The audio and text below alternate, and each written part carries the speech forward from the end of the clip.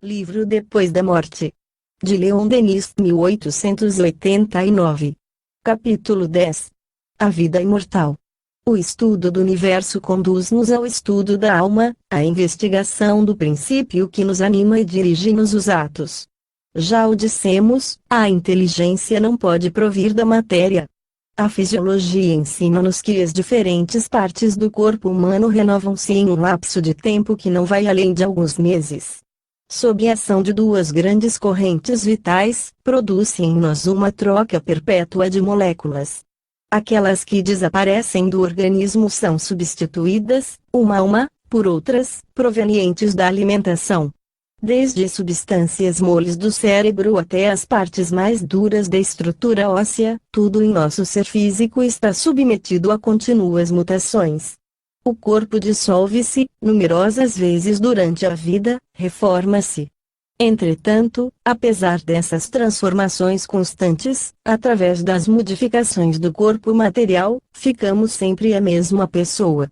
A matéria do cérebro pode renovar-se, mas o pensamento é sempre idêntico a si mesmo e com ele subsiste a memória, a recordação de um passado de que não participou o corpo atual. Há, pois, em nós um princípio distinto da matéria, uma força indivisível que persiste e se mantém entre essas perpétuas substituições.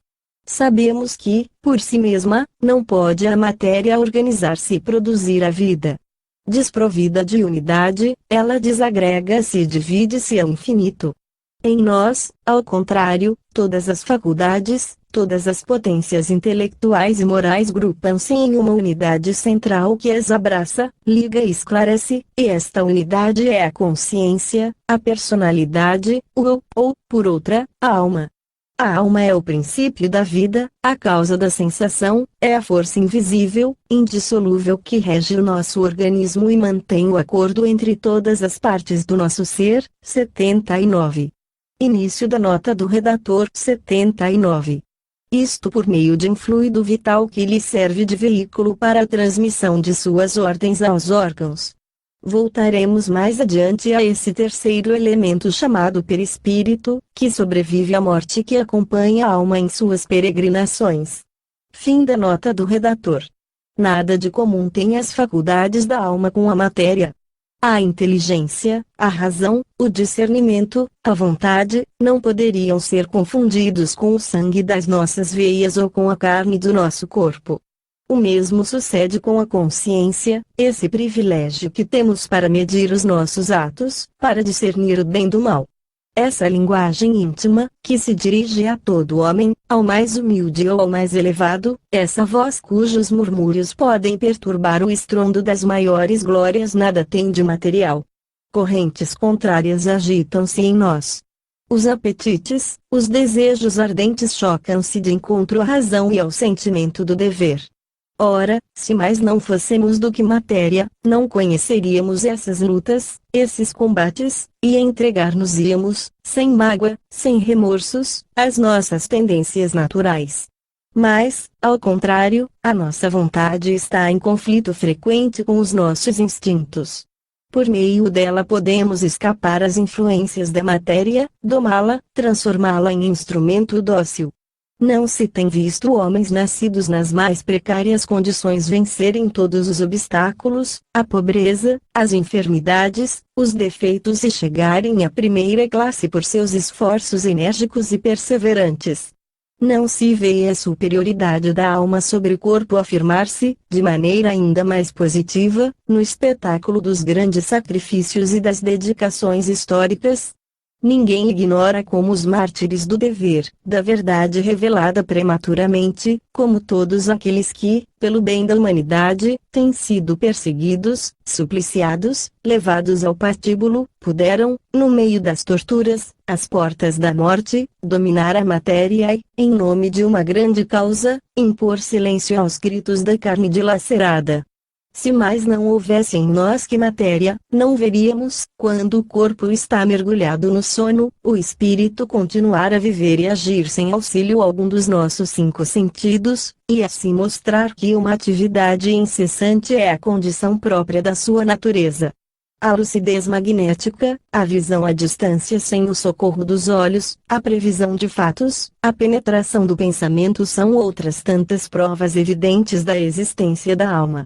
Assim, pois, fraco ou poderoso, ignorante ou esclarecido, somos um espírito, regemos este corpo que mais não é, sob nossa direção, do que um servidor, um simples instrumento.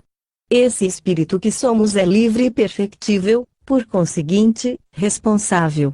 Pode, à vontade, melhorar-se, transformar-se e inclinar-se para o bem.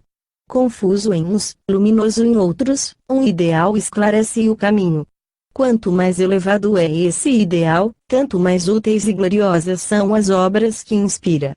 Feliz a alma que, em sua marcha, é sustentada por um nobre entusiasmo, amor da verdade e da justiça, amor da pátria e da humanidade.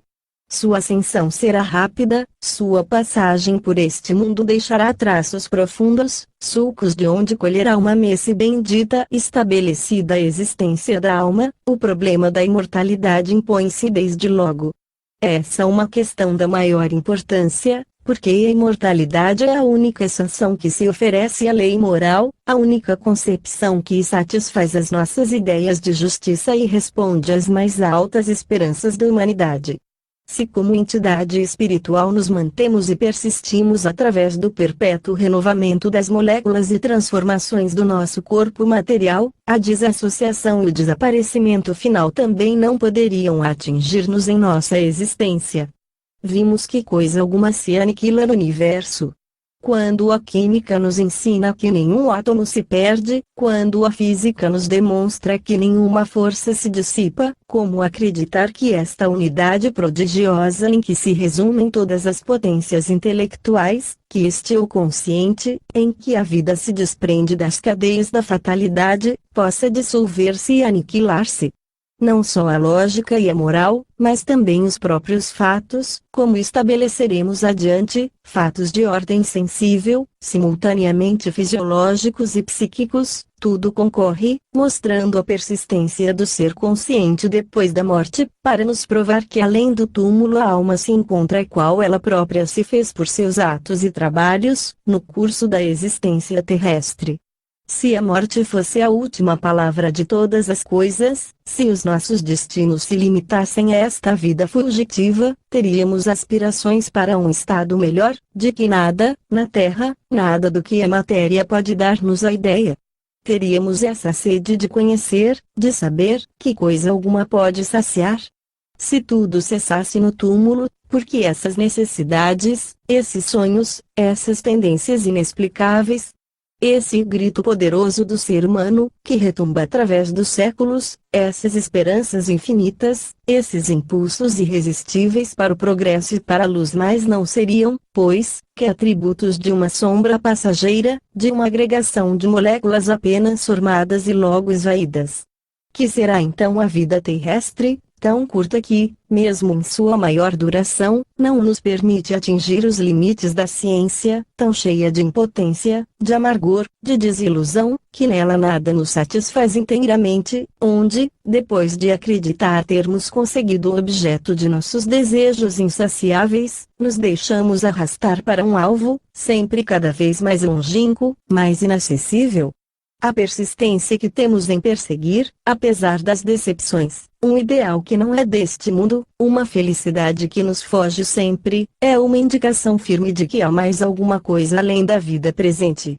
A natureza não poderia dar ao ser aspirações e esperanças irrealizáveis. As necessidades infinitas da alma reclamam forçosamente uma vida sem limites.